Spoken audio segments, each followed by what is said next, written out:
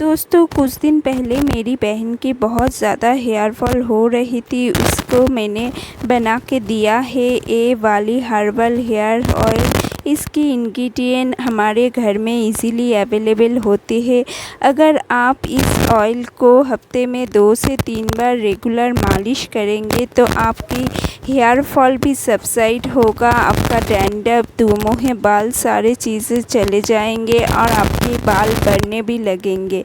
दोस्तों मौसम की वजह से, पोल्यूशन की वजह से हमारे हेयर बहुत ड्राई डैमेज हो जाते हैं। दुमुहे बाल, डैंड्रफ बहुत ज़्यादा दिखते हैं, गंजापन आ जाते हैं और सफ़ेद बाल की प्रॉब्लम तो हर किसी को अब छोटी सी उम्र से ही हो जाते हैं। इस सारी चीज़ों को ख़त्म करेगा मेरा ये ऑयल, पोषण देगी आपके बालों को।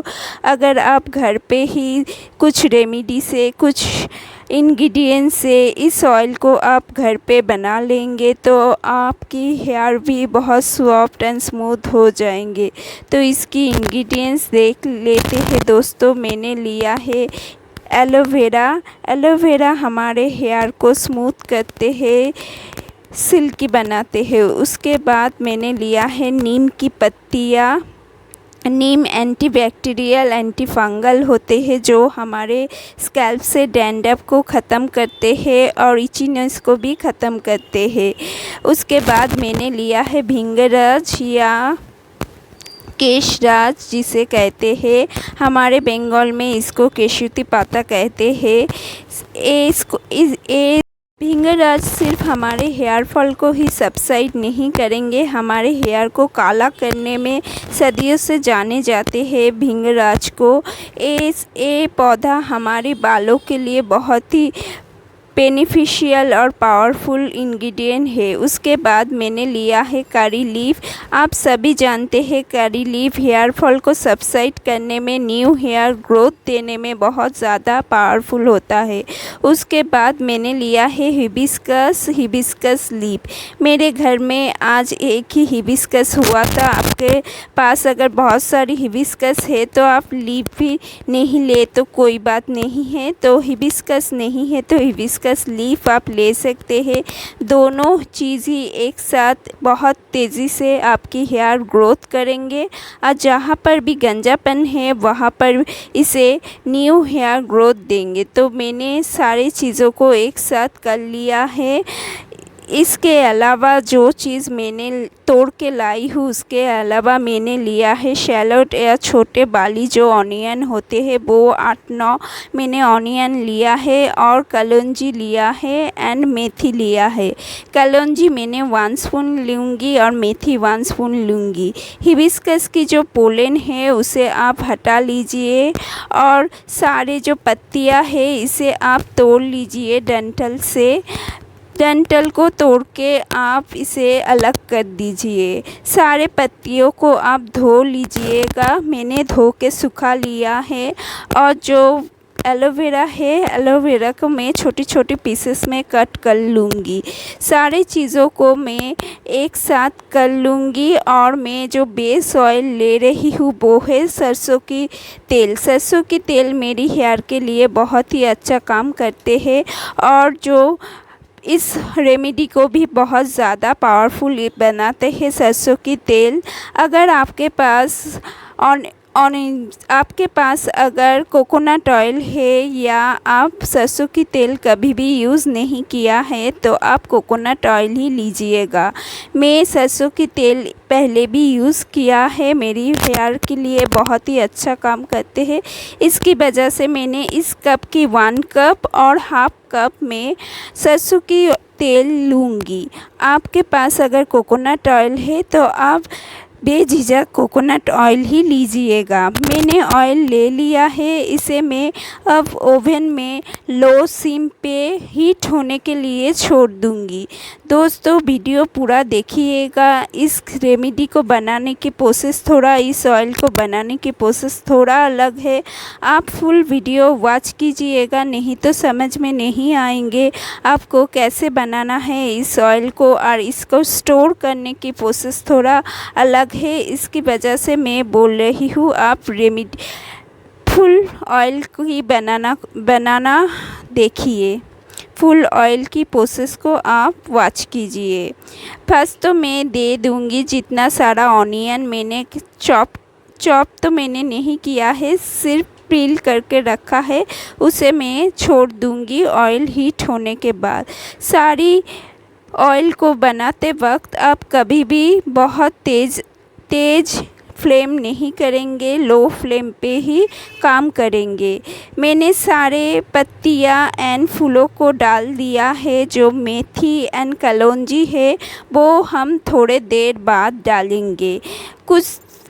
कुछ टाइम बाद आप इसे डालिएगा, नहीं तो वो जल जाएंगे। इसकी वजह से थोड़ा सा ये जो पत्तियाँ एंड ऑनियन कुक हो जाए तब तक आप इसे थोड़ा 5 से 10 मिनट तक आप इसे कुक कर लीजिए। उसके बाद आप जो कलौंजी है एंड मेथी है उसे डाल दीजिए। इस ऑयल को आप हफ्ते में 2 से 3 बार यूज़ किया कीजिए। नहाने के 1 घंटे पहले भी आप इसे यूज़ कर सकते हैं। और जो लोग रात भर सरसों की तेल अपने बालों में लगा के सोए हैं, पहले यूज़ किया हुआ है, तो वो लोग रात भर के लिए यूज़ किया कीजिए। नहीं तो आप 1 घंटे 2 घंटे पहले शैम्पू करने के 1 से 2 घंटे पहले भी इस ऑयल को लगा के आप शैम्पू कर सकते हैं। क्योंकि अब हम कलौंजी एंड मेथी को डाल देंगे। मैंने 5 मिनट हो गया है इसे कुक करते हुए। मैं 1 स्पून कलौंजी एंड 1 स्पून मेथी इस पे डाल दिया है। मैं तुलसी की लीफ भी डालने वाली थी, लेकिन मैं भूल गई थी लाने के लिए। अगर आपके पास तुलसी की लीफ है तो वो भी आप डाल सकते हैं, क्योंकि तुलसी की लीफ की एक स्मेल होती है। तुलसी की लीफ एंटीबैक्टीरियल एंटी फंगल होते हैं। हालांकि हमने ऑनियन डाला है, ऑनियन की जो स्मेल है वो तुलसी की लीफ हटा देगा। तो आपके पास अगर तुलसी की लीफ है तो कड़ी पत्ता, नीम की पत्ता, भृंगराज की पत्ता की जैसे ही तुलसी की लीफ भी इस टाइप से आप डाल दीजिएगा। मैं तुलसी की लीफ को लाना भूल गई थी, मुझे बाद में याद आया कि मुझे तुलसी की लीफ भी डालना है। इस टाइप से आप ऑयल को कुक करते रहिए। ऑयल को जलाना नहीं है, ऑयल को अच्छे से कुक करते रहिए। कुछ देर बाद आप देखेंगे ऑयल की जो इंग्रेडिएंट की कलर थोड़ा सा हल्का सा ब्राउन होना शुरू हो जाए, तब तक आप इसे कुक करते रहिए। जब ब्राउन होना शुरू हो जाए तब आप इस फ्लेम को आप बंद कर दीजिए और ठंडा होने के लिए छोड़ दीजिए। इस ऑयल की खासियत ऐसी है कि इस ऑयल की वजह से आपकी हेयर फॉल सबसाइड होगा, हेयर रीग्रोथ होगा और बाल तेज़ी से लंबा होना शुरू हो जाएगा। इसके अंदर हमने ऑनियन डाला है, करी लीफ डाला है, जिसके वजह से बालों की रीग्रोथ भी बहुत तेज़ी से होगा। हिबिस्कस भी हमारे बालों को रीग्रोथ देने में बहुत हेल्पफुल होते हैं। कलौंजी एंड भृंगराज हमारे हेयर को काला करने में हेल्प करेंगे। जितना भी आपके बाल प्रीमेच्योर हेयर ग्रेइंग हो रहा है उसे सबसाइड करने में हेल्प करेंगे। जो बाल आपके सफ़ेद हो गए हैं उसे तो नहीं काला करेंगे, लेकिन न्यू हेयर जो सफ़ेद होने वाले हैं उसे काला रखने में हेल्प करेंगे। इस ऑयल को आप 2 से 3 महीने तक कंटिन्यूसली यूज़ किया कीजिए। जिसका बहुत ज़्यादा हेयर फॉल हो रहे हैं वो रात भर इसे मत यूज़ कीजिए। आप इसे हफ्ते में 2 से 3 बार 1 घंटे के लिए यूज़ किया कीजिए। ऑयल से मैंने सारी ऑनियन को अलग कर लिया है और इसके बाद मैं ऑनियन को अलग करके मैं इस ऑयल को छान लूँगी, क्योंकि ऑनियन को हम स्टोर करने वाले हैं। बाकी जो चीज़ है, बाकी जो इंग्रेडिएंट है वो हम नहीं रखेंगे। वो से हम ऑयल को स्क्वीज़ करके निकाल लेंगे। मैं जैसे ऑयल को स्क्वीज़ करके निकल रही हूँ उस तरह से आप ऑयल को स्क्वीज़ करके निकल लीजिए। देखिए कितना गाढ़ा एंड अच्छा ऑयल बन के रेडी हुआ है। अब इसे एक कांच के कंटेनर में स्टोर करके रखिए। दोस्तों, ऑयल को एक कांच के कंटेनर में आप ट्रांसफ़र कर लीजिए। उससे पहले जो ऑनियन को हमने अलग से रख दिया था उसे आप डाल दीजिए। उसके बाद इस ऑयल को आप डाल दीजिए। ऑनियन को हम इस ऑयल के अंदर ही रखेंगे। इसके वजह से ऑनियन इस ऑयल के अंदर इन्फ्यूज़ होने लगेंगे, क्योंकि ऑनियन में बहुत ज़्यादा सल्फ़र होते हैं। उसके वजह से हमारे हेयर फॉल को सबसाइड करने में ऑनियन बहुत ज़्यादा पावरफुल इंग्रेडिएंट है। इसकी वजह से हमने ऑनियन को इस ऑयल के अंदर ही रखा है। आप 2-3 हफ्ते के बाद अगर चाहे तो ऑनियन को आप फेंक भी दे सकते हैं। अगर आप चाहें तो इसे रख भी सकते हैं। ये ऑयल आपकी ज़्यादा देर 1 महीने तक चलेगा, उससे ज़्यादा नहीं चलेगा। अगर आप रेगुलर बेसिस में यूज़ करेंगे तो ऑनियन को आप रख भी सकते हैं।